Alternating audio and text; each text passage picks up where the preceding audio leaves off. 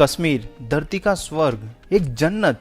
लेकिन ऐसा क्या है कि लोग 2 बार सोचते हैं यहाँ आने से पहले। इस वीडियो में हम कश्मीर के कुछ मोस्ट पॉपुलर प्लेसेस को विजिट करेंगे, ट्रांसपोर्टेशन, होटल्स, फूड्स के एक्सपेंसेस के बारे में भी डिस्कस करेंगे और कुछ स्कैम्स के बारे में भी बात करेंगे। एक गारंटी मैं आपको जरूर दूंगा, अगर आप ये वीडियो कंप्लीट देख लोगे तो आप अपनी कश्मीर की ट्रिप बहुत ही बेहतर तरीके से प्लान कर पाओगे।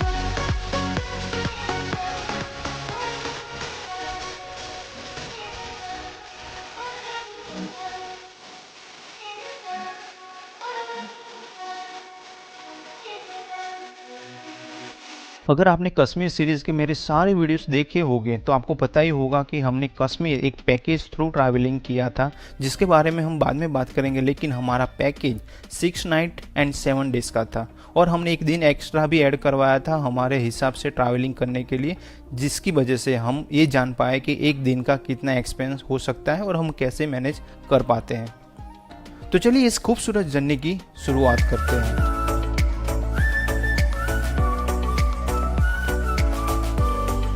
First week of June 2022 Ahmedabad से बाय राजधानी एक्सप्रेस हम दिल्ली पहुंचे, जिसकी टिकट पर पर्सन करीबन 2400 रुपये थी। दिल्ली से मेट्रो थ्रू एयरपोर्ट टर्मिनल 3 पहुंचे, जिसकी टिकट 60 रुपीज़ थी। दिल्ली से 4 बजे हमारी एयर एशिया की फ़्लाइट थी, जिसने हमें 1.5 घंटे में श्रीनगर एयरपोर्ट पहुंचा दिया था। फ़्लाइट की टिकट करीबन 5500 रुपीज़ के आसपास थी। अगर आप दिल्ली से श्रीनगर बाय ट्रेन जाना चाहते हो तो आपको दिल्ली से पहले जम्मू तवी और वहां से बनिहाल जाना पड़ेगा और बाद में आप पब्लिक प्राइवेट ट्रांसपोर्ट यूज़ करके श्रीनगर पहुंच सकते हो। दिल्ली से श्रीनगर की बस भी एवरीडे चलती है, जिसका चार्ज ऑलमोस्ट 2000 या 2200 रुपये के आसपास होता है, जिसमें 20 घंटे का टाइम लग सकता है। श्रीनगर में डल लेक के आसपास बहुत सारी होटल्स अवेलेबल है, जिसमें अच्छी होटल आपको 2000 या 2500 के आसपास जरूर मिल जाएगी। लेकिन अगर आप JKTDC through online hotel booking करवाओगे तो उसमें आपको 1800 रुपये से प्राइस रेंज स्टार्ट होती है, जिसकी लिंक मैंने वीडियो के डिस्क्रिप्शन में दे दी है। मेरा सुझाव है कि अगर आप 1-2 महीने पहले कश्मीर ट्रिप प्लान कर रहे हो तो JKTDC सबसे बेस्ट ऑप्शन है, क्योंकि उसकी प्राइस हर सीजन में सेम ही रहती है। 4 जून शाम के टाइम पे हम श्रीनगर पहुंच चुके थे। डल लेक के घाट नंबर 6 के सामने हमारी होटल सनशाइन, जो हमारे पैकेज के अकॉर्डिंग अच्छी नहीं थी, हमें रूम की क्वालिटी बिल्कुल पसंद नहीं आई। बाद में डिनर के लिए हमें दूसरी होटल जाना पड़ता था, जो बहुत ही बड़ा सदमा था हमारे लिए। लेकिन ये तो होना ही था। हमने अजय मोदी का जो पैकेज बुक करवाया था, वहाँ पर भी थोड़े बहुत प्रॉब्लम हुए, लेकिन वो सब मैं यहाँ बात नहीं करना चाहता, क्योंकि इतनी खूबसूरत जगह पर हम अच्छी बात करते हुए कश्मीर की कश्मीरियत को एंजॉय करेंगे। नेक्स्ट डे 5 जून को हम ब्रेकफास्ट करने के बाद गुलमर्ग जाने के लिए निकल चुके थे। कैब का अरेंजमेंट हमारे पैकेज थ्रू ही था। ऐसे भी फैमिली के साथ ट्रैवल कर रहे थे और ज़्यादा स्ट्रगल ना करना पड़े, इसीलिए हमने पैकेज बुक करवाया था। श्रीनगर से गुलमर्ग का डिस्टेंस करीबन 50 किलोमीटर है, जिसमें 1.5 घंटे जितना टाइम लग सकता है।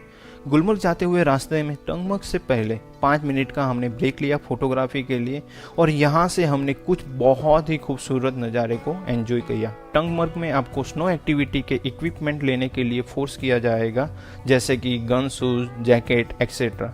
लेकिन अगर आप समर में ट्रैवलिंग कर रहे हो तो मेरे हिसाब से उसकी कोई ज़रूरत नहीं। गुलमर्ग में टैक्सी स्टैंड पर आपको छोड़ा जाएगा, वहाँ से सिर्फ 10 से 15 मिनट का वॉकिंग डिस्टेंस है गोंडोला के लिए। अगर आप हॉर्स राइड थ्रू फेस 1 जाना चाहते हो तो आपको बहुत सारी बार्गेनिंग करनी पड़ेगी।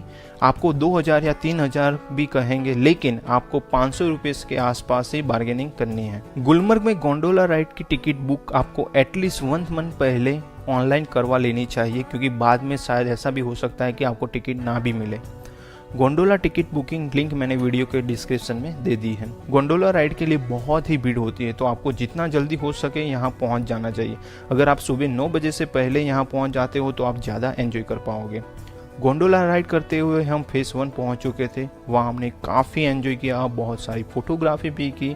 हमारी फेस 2 की टिकट नहीं हुई थी, और वैसे भी हमारे पास छोटे बच्चे थे तो हम फेस 2 जा ही नहीं पाते।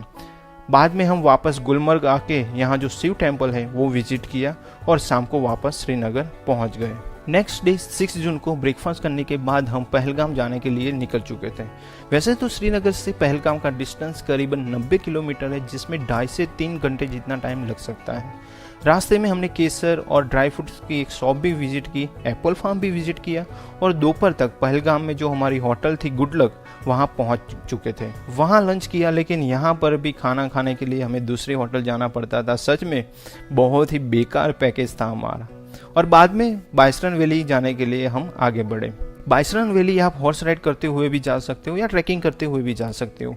हमारे ग्रुप के मेंबर ने पोनी राइड की थी जिसकी प्राइस पर पर्सन 800 रुपीज़ थी, लेकिन वो बहुत ही ज़्यादा थी। आप जरूर नेगोशिएशन करना, 500 के रुपीज़ के आसपास आपको पोनी राइड ज़रूर मिल जाएगी। लेकिन मैं अकेला ट्रैकिंग करते हुए आगे बढ़ा और बहुत सारा एंजॉय करते हुए मिनी स्विट्ज़रलैंड मतलब बाइसरन वैली पहुंच चुका था, जिसमें मुझे करीबन 1 घंटे जितना टाइम लगा था।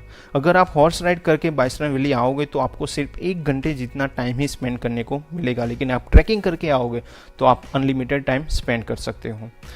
तो आप जब पोनी राइड करो तो ये बात ज़रूर क्लैरिफाई कर लेना कि आपको बाइसरन वैली में कितना टाइम स्पेंड करने को मिलेगा।